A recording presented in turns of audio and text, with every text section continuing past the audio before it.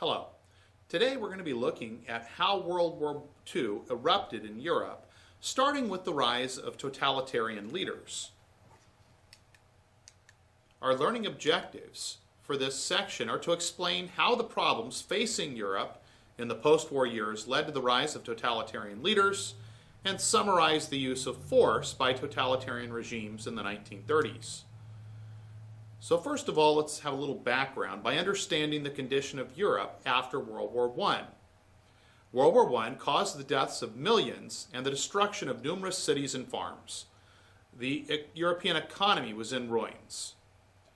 The Treaty of Versailles left many European nations unhappy. For example, France thought the treaty was too easy on Germany. Italy had been on the winning side of the war but was ignored during the peace talks, and they had hoped to gain new territory that had actually been promised to them by the Allies, but then they didn't receive it after the war. Germany was the most affected by the Treaty of Versailles. Germany gave up control of some of its land, including some important industrial areas. Germany was forced to pay reparations to other countries, which led to a period of severe inflation. Reparations are damages, or payments for damages caused by the war. Particularly, they were expected to pay these reparation payments to Great Britain and France. Great Britain and France owed a lot of money to the United States, and they actually increased the amount of reparation payments because they were, Britain and France were having a hard time making their payments on loans that they had money they had borrowed to pay the United States. So ultimately, what ends up happening is in order for Germany to make their payments, they have to increase their money supply. And when you increase the supply of money, you devalue the currency. In other words, it becomes worth less, and you can't buy as much for it. And so Germany actually, because of the severity of these reparation payments, had to produce so much money that they experienced hyperinflation, which is extreme inflation.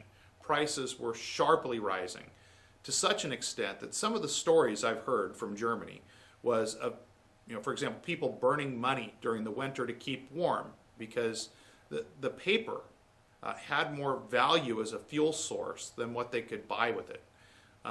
Other stories of people taking a wheelbarrow full of money to the store to try to purchase a loaf of bread, or of people having a basket full of money, having people dump the money out and take the basket, because the basket was worth far more than the money it could hold. So, Germans were really suffering during this time, and this helped build a lot of resentment on the part of Germany.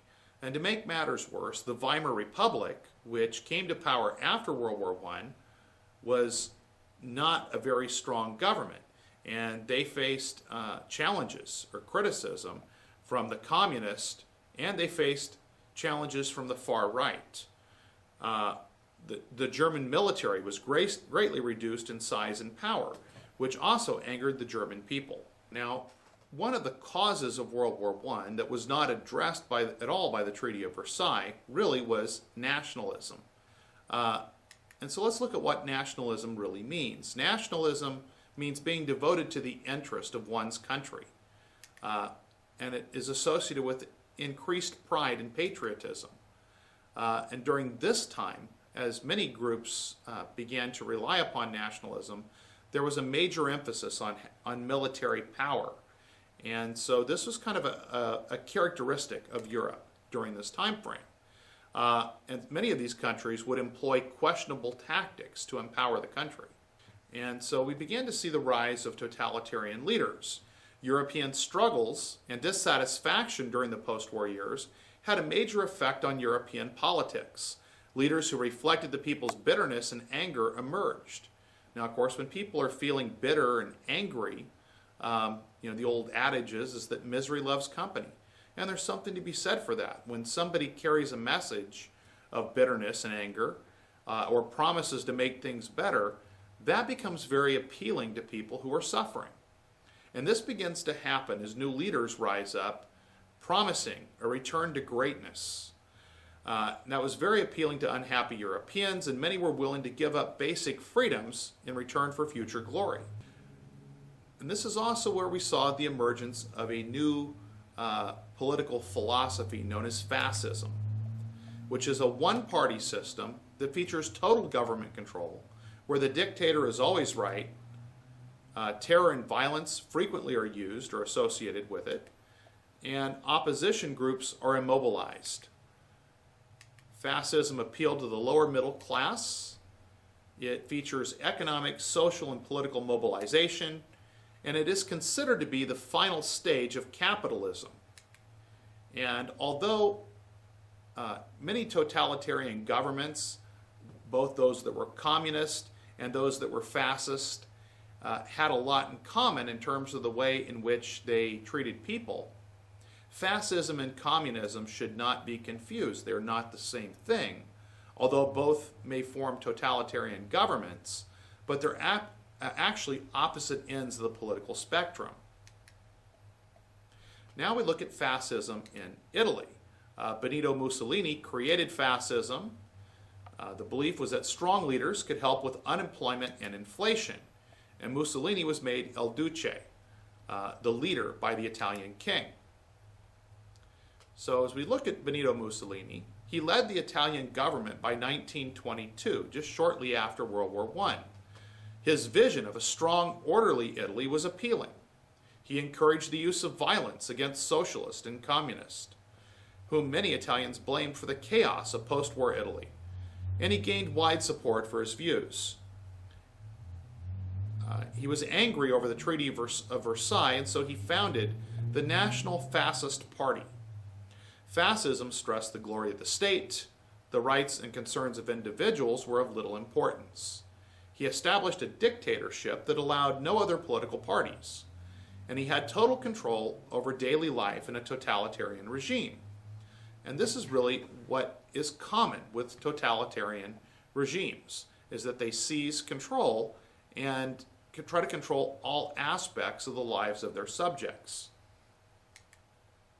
Mussolini's slogan was everything for the state, nothing against the state, and nothing outside the state. And now we begin to look at Adolf Hitler. Adolf Hitler was an Austrian who entered German politics because he was angry over the Treaty of Versailles. In fact, Hitler actually had served and was a decorated war hero from World War I, where he served for Germany in the trenches of World War I. And it was here that he first began to find an audience in those trenches, when he could kind of had a captive audience as they were trapped in the trenches, and he could share his political ideas. Now, after the war, Adolf Hitler joined a small political party called the National Socialists, or Nazis. And he tried to seize power in Germany by force in 1923. This was his famed beer hall putsch. The revolt failed, and he was sent to prison. From prison, he wrote Mein Kampf, a book that outlined his political ideas. He believed in the racial superiority of the German people, and he blamed the Jews for many of Germany's problems. Now, if you read Mein Kampf, what struck me is that in the beginning of the book, he's not coming out and being overtly racist. He mostly complains about problems with the Weimar Republic, questions some of the practices of the government, but as you get further and further into the book, he starts blaming Jews for many of the problems in the country, and it becomes more racist. So it's kind of a slow, desensitizing approach towards getting his view, or his anti-Semitic views, across. Hitler became the Chancellor of Germany in 1933, which is incidentally the same year that Franklin Delano Roosevelt was sworn in as the U.S. President during the midst of the Great Depression. And Hitler set up a totalitarian dictatorship. Nazism really was a type of fascism, and he secretly began to build up the German military in violation of the Treaty of Versailles. Now, looking at Hitler's background, he internalized racism towards Jews. He had often been abused by his stepfather. He blamed a Jewish doctor for the death of his Jewish mother. And he believed that Jewish bankers were behind World War I. And finally, he was denied entry into the Vienna art school by the Jewish leaders.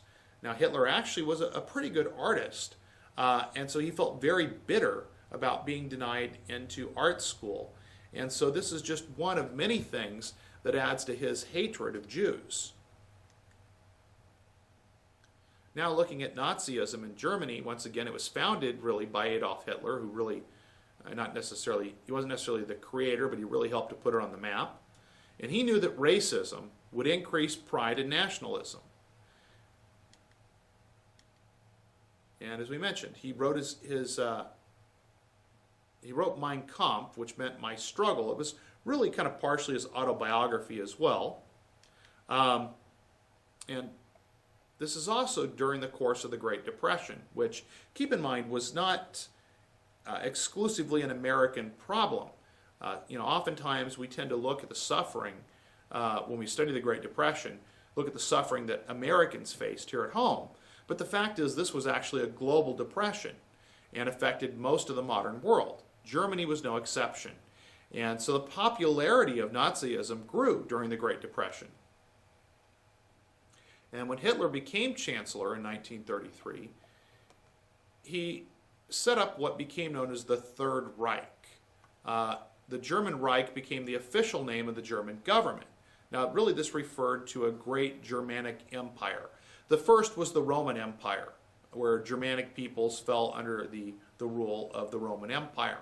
The second was founded by Otto von Bismarck, who created that the Second Reich with, as the Chancellor of Prussia, under the leadership of the Kaiser Wilhelm. And so, that was the Second Reich, when Prussia really emerged into a modern German state and became very powerful. That Reich ended, and with the formation of the Weimar Republic at the end of World War I. So this Third Reich is supposed to be a third Roman Empire, and it's supposed to last for 1,000 years. However, it only lasted from 1933 to 1945. Now here's a quote from Mein Kampf. Hitler said, quote, "Instruction in world history in the so-called high schools is even today in a very sorry condition. Few teachers understand that the study of history can never be to learn historical dates and events by heart and recite them by rote. That what matters is not whether the child knows exactly when this battle or that was fought, when a general was born, or even when a monarch, usually a very insignificant one, came into the crown of his forefathers. No, by the living God, this is very unimportant. To learn history means to seek and find the forces which are the causes leading to those effects which we subsequently perceive as historical events." Unquote. On this point, I would have to agree with Adolf Hitler. I do think that what is important in history is to understand cause and effect, to understand why one thing happened and how it affected other things. That way we can learn from our mistakes so we don't repeat them. Memorizing dates isn't really that important. And that's, like I said, that was Hitler's point. And on that one, I think he was spot on. Here's another interesting quote from Mein Kampf. Hitler said, quote, "Democracy, the deceitful theory that the Jew would insinuate, namely that all men are created equal," unquote. Now, if you listen to that quote, to me it seems really targeted at the United States, because that phrase, all men created equal, is so prominent in our Declaration of Independence. And now we look at nationalism in Japan. Nationalistic military leaders took control of Japan and attacked Manchuria in 1931. When the League of Nations condemned their invasion, they withdrew from the League. Other totalitarian regimes. Spain. Spain erupted into a civil war during the 1930s. General Francisco Franco came to power during this conflict. He was a fascist. The Soviet Union. Communism and fascism represent opposite political extremes, yet under Joseph Stalin, communism was similar to fascism. He crushed all political opposition. Stalin dominated all areas of Soviet life, and he was one of the era's most notorious totalitarian dictators. Japan. Torn apart by political and economic conflict, military leaders used violence to gain control over the government. They were inspired by nationalistic dreams of Japanese greatness. So once again, looking at kind of an overview of totalitarian governments. Japan and Manchuria. Without government approval, some Japanese generals invaded the Chinese province of Manchuria to gain land and resources for Japan. This demonstrated the weakness of the Japanese government and the strength of the Japanese nationalists. Italy and Ethiopia. In 1935, Italy invaded the East African nation of Ethiopia. Ethiopian Emperor Haile Selassie asked the League of Nations for help. However, the international community was unwilling to take a stand against aggression. The Spanish Civil War. Conflict between communist and the fascist and nationalist led to civil war in 1936. Other countries in Europe and North Africa helped one side or the other during this conflict. Franco's nationalists won. Many people consider the Spanish Civil War to kind of be a dress rehearsal for World War II. As many different European countries supported one side or the other in the Spanish Civil War, they kind of got an opportunity to prepare and practice a little bit for war. Now we begin to look at the aggressive actions of Adolf Hitler. We start with the Rhineland. Germany could not have troops in an area of the Rhine River Valley along the French border. Now, of course, this was done primarily to protect France from a potential threat by having Germany on its border. Hitler sent troops into the Rhineland in 1936 in violation of the Treaty of Versailles. France and Britain were unwilling to stop this. And of course, it becomes one of those difficult things. Certainly looking back in retrospect, knowing Hitler's aggressive actions, if they'd known war was imminent, perhaps they would have drawn the line right there. But not wanting to get into a war, there was, I think, kind of a feeling that although they didn't approve of Germany sending troops into the Rhineland, it wasn't something serious enough for them to go to war over. The Anschluss. In 1938, Hitler tried to unite ethnic Germans of Austria with those of Germany. He tried to force the Austrian government to agree to Anschluss, or union with Germany. When the Austrian government refused, Hitler sent troops into the country and no one stopped Hitler. And this brings us now finally to the Sudetenland. Hitler began plans to gain control of a German-speaking portion of Czechoslovakia. He encouraged the Germans in the area to protest the Czech government, and then he threatened a military attack. Neville Chamberlain and others allowed Hitler to annex the Sudetenland.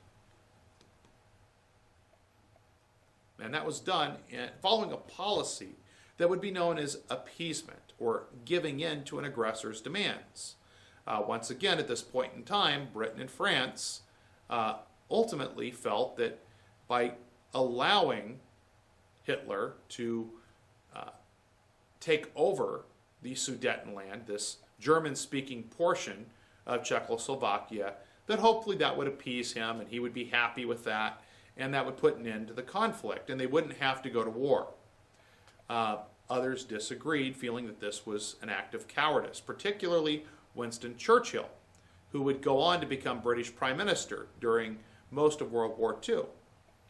Churchill was an outspoken critic and felt that really that the European governments had chosen an act of cowardice that would ultimately lead them into war. And for that, Churchill proved to be correct.